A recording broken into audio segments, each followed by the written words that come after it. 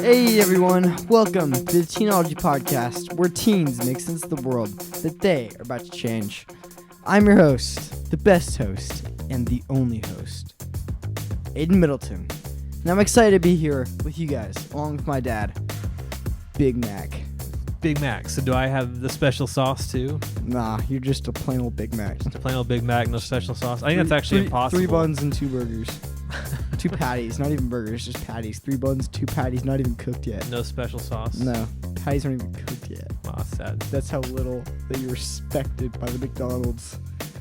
You know, for those of you guys that are doesn't listening, make any sense. it doesn't make any sense. But also, for those of you that are listening at home, there is a new McDonald's that just opened, a mile and a half from our house? Yeah. And so recently, all of our boys and the neighborhood kids have been riding their bikes to the Golden Arches constantly and getting just random things in their app or whatever, their McDonald's app, and getting all kind of McDonald's grub. Yeah, speaking of the app, if you guys want, this is actually not sponsored by McDonald's. Hey, but we'll take their money. Exactly, We'll take their money McDonald's. if If you want to to sponsor us, feel free. But yeah, if you download the McDonald's app, there are tons of amazing deals on it. Like you get Big Mac for $1. Wow, it's pretty crazy. Well, that's pretty sweet. All right, Aiden, what are we talking about today? Today's episode is themed on trust. Trust. Nice. Yes. Cool. Alrighty. Well, you know what time it is. What time is it? It's Gen Z party time, baby. Gen Z party time? Yes. That just shows how old you are. I know. It's the Gen Z word of the episode. All right, Aiden. Here's a word for you. But it's not just any word. It's a word that's actually spoken a specific way. What? Okay?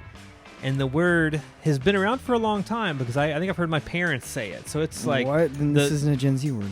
Yeah, I know, but the way you guys say it kind of makes it its own thing. Because even my parents use this word sometimes. But the word is sheesh.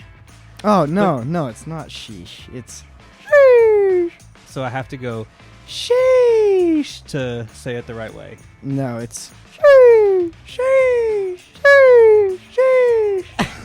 All right, Aiden, inform me how that sheesh is different than my parents' sheesh. Sheesh. Yeah, explain. Well, sheesh is just a lot more fun to say than sheesh. I agree. That is more fun to say.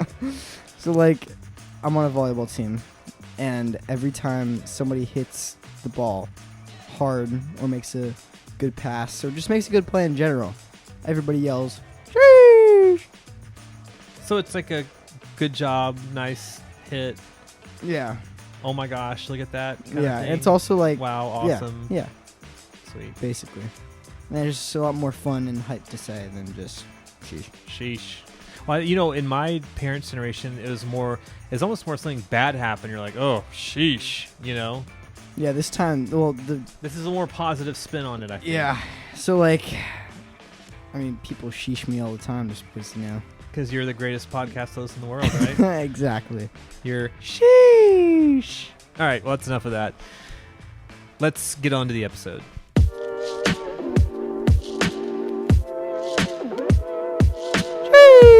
I'm joking. So, recently, me and you have had a lot of conversations about trust. So, let's talk about trust.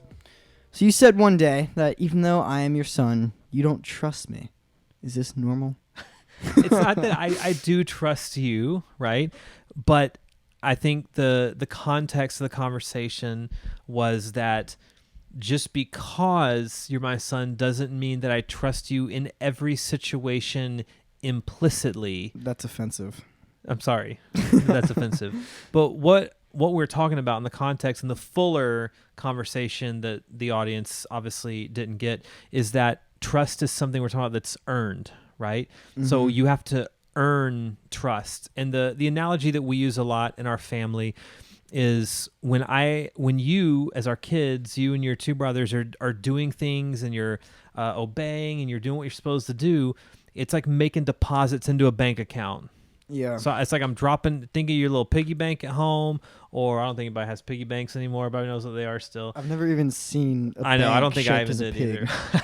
And who knows why they even started as pigs. But anyways, you're making a deposit every single time that you do something obedient for the parent, or if the parents ask you to do something, you're making deposits of trust. So say, hey, you got to be home at 9:00, and you get home at 9:00. It's like, oh, okay, he just made a deposit into the trust account. But then on the other side, and what's difficult about trust is it takes a lot of deposits to trust somebody. And then you know what happens? You could spend years building, this could be maybe with a friend or something like that, or a coworker, making deposits of trust, and they can literally be wiped out in an instant. Yeah. By one thing that somebody does that betrays your trust. Yeah. And so that's kind of the idea around it. And so not that we do trust you, and for those who are listening, we have 3 amazing boys that we do trust, but there's certain areas, like for example, like you're learning how to drive right now. Aiden's got his permit. Yeah. Yeah. Best driver ever. Or not. I'm joking. I'm And, joking. And so there's moments where we have to ease you into driving, right? So the first time we drove, we were in a parking lot at the mall. No, don't go. I won't tell the second time I we won't drove. tell the story. Go to the I won't tell second the time story. we Let's drove. just say it wasn't. I'll just say this. I was really glad that there weren't any cars around. We were in like Wow. an abandoned mall parking lot. Wow. And so when you drive well, then it builds trust with us that you can then be trusted to drive on a highway, or drive the car faster, or drive with other people in it and things like that. So Yeah. that's the whole idea, is that just because you're my son doesn't mean that you're going to be an amazing driver, right? You have to build trust to then show us that you're an amazing driver. Yeah. So what does the Bible say about mortals trusting other mortals? Mortals, people trusting other people.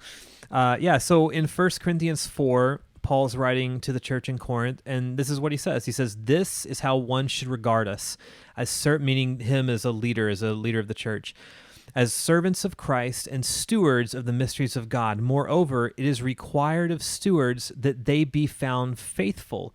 So what Paul is saying is he's going, it's my job as a steward of the message to be found faithful. So what he's saying is that the people in the church should be able to trust their spiritual leaders. Yeah. Now, obviously, there have been plenty of opportunities, or plenty of examples, over time where spiritual leaders have abused that trust. Yeah. And unfortunately, that's the times that the media picks up on them. They don't see the report on the thousands of times that spiritual leaders do amazing things. Yeah. That doesn't get clicks, right?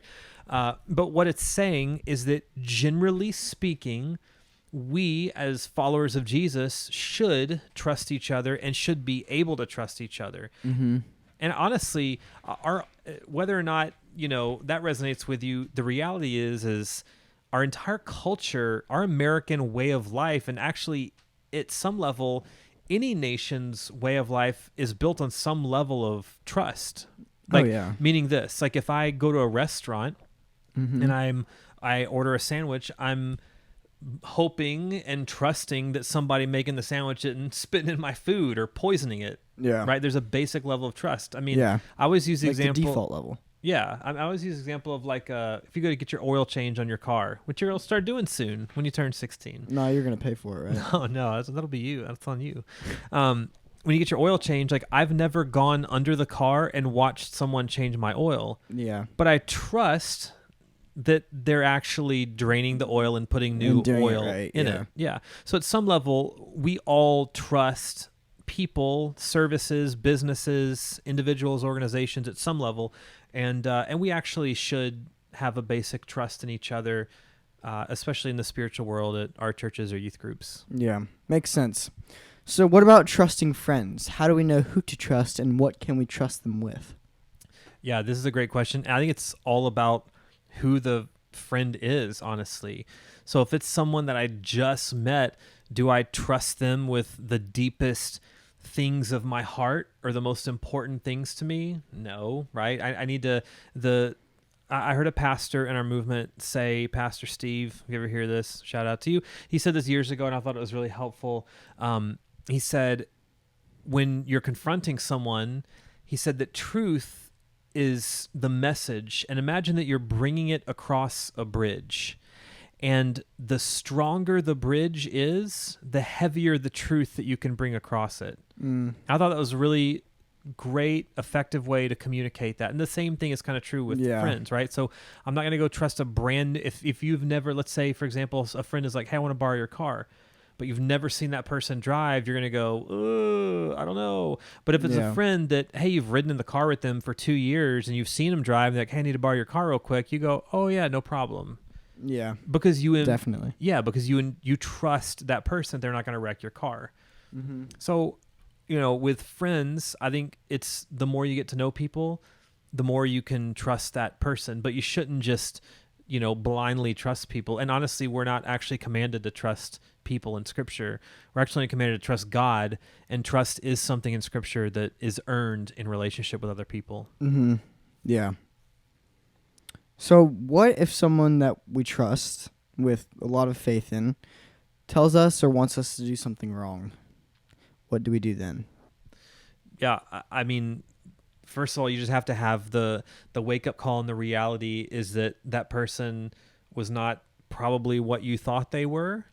Mm-hmm. And so you just have to do what you're supposed to do. It's famous scripture in Proverbs chapter 3. It says, trust in the Lord with all your heart and lean not on your own understanding. In all your ways acknowledge him, and he will make your path straight.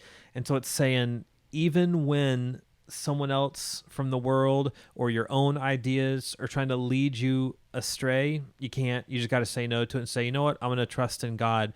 And even if that means an awkward moment in a relationship, you actually need to always, the default is always, I'm going to trust in God over a person 100% of the time.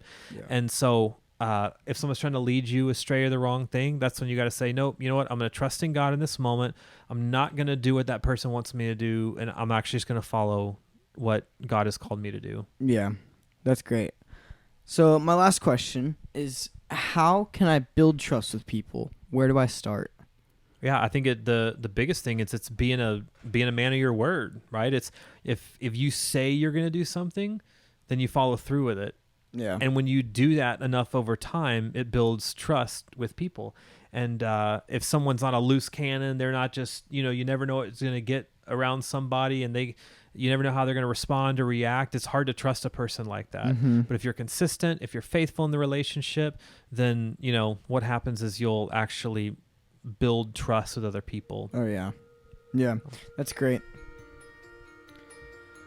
Well, thank you for sharing all of that. That was great. I hope you guys understood it and took it to heart.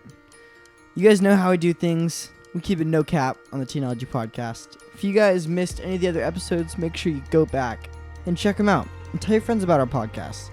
Follow us on Instagram at Teenology Podcast and send in questions and topics that you would want to hear about. Don't forget, the Teenology Podcast is where teens make sense of the world that they are about to change. See you guys in the next episode.